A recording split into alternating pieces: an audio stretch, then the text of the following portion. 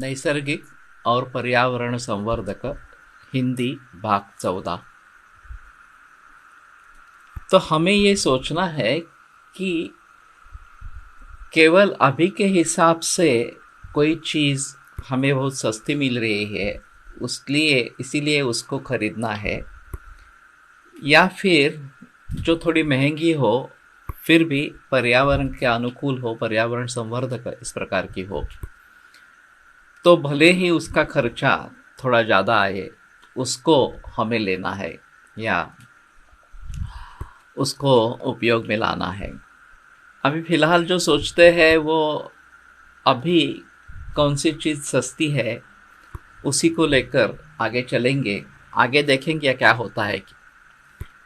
लेकिन ये दृष्टिकोण बराबर नहीं है, क्योंकि अंतिमतः यही हमारे अस्वास्थ्य का, और केवल हमारे अस्वास्थ्य का ही नहीं, सभी पशु पक्षी, सभी वनस्पति, मिट्टी, पानी, इन सभी के अस्वास्थ्य का कारण हो जा रहा है। तो इसके बारे में ज़रूर हमें सोचना पड़ेगा। तो फिर एक दूसरी नौबत आती है कि बाजार में क्या बिकता है और किसके बारे में मांग ज़्यादा है।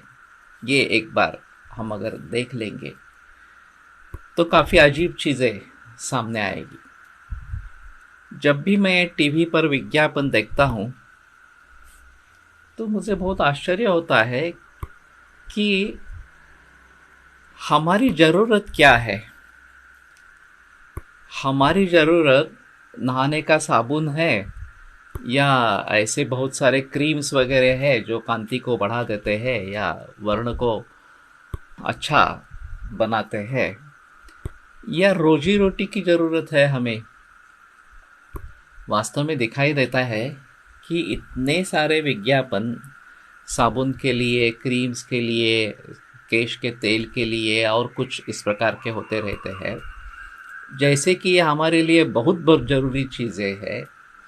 और नैसर्गिक खाद्य हो या देसी गाय का दूध हो या फिर हमारे सेहत के लिए जो कुछ पदार्थ अच्छे इस प्रकार के हो, उसके बारे में कोई भी मार्केटिंग नहीं है, उसके बारे में कोई भी सुझाव इस प्रकार के नहीं है। तो जिसका मार्केटिंग होता है वही चीज़ बिकती है, ये एक सत्य है। तो हमें ऐसा सोचना चाहिए कि अगर लोग इसकी डिमांड करते रहते हैं, डिमांड क्रिएट भी की जाती है, ऐसा भी नहीं है कि इसकी वस्तुतः मांग है इस प्रकार से, लेकिन विज्ञापन के द्वारा ये मांग निर्माण की जाती है और फिर वो इस्तेमाल में आते रहते हैं।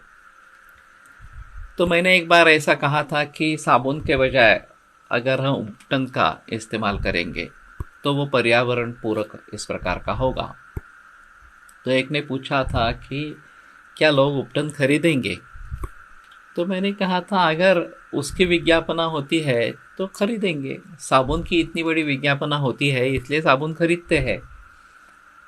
अगर हम उपटन का उतना ही विज्ञापन कराएंगे तो उपटन भी बेचने लगेगा, ऐसी कोई इसमें संदेह की बात इस प्रकार की नहीं है।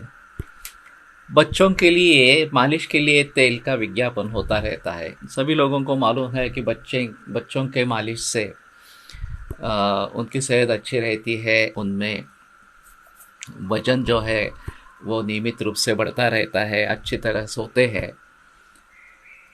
तो ये बच्चों में है, तो अभ्यंग के गुण तो बच्चों में भी है, बूढ़ों में भी है, युवा पीढ़ी में भी है, लेकिन अभ्यंग के बारे में कौन जिक्र करता है।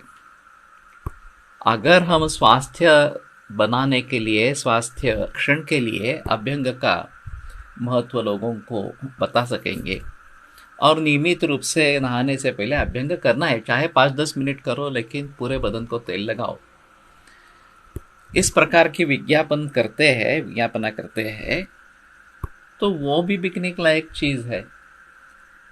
तो मेरा मंतव्य ये है कि जिस चीज़ की मांग अच्छी है और जिसके जरिए पैसा मिल सकता है, उन चीज़ों पर हमें ध्यान देना है जो नैसर्गिक इस प्रकार के हो।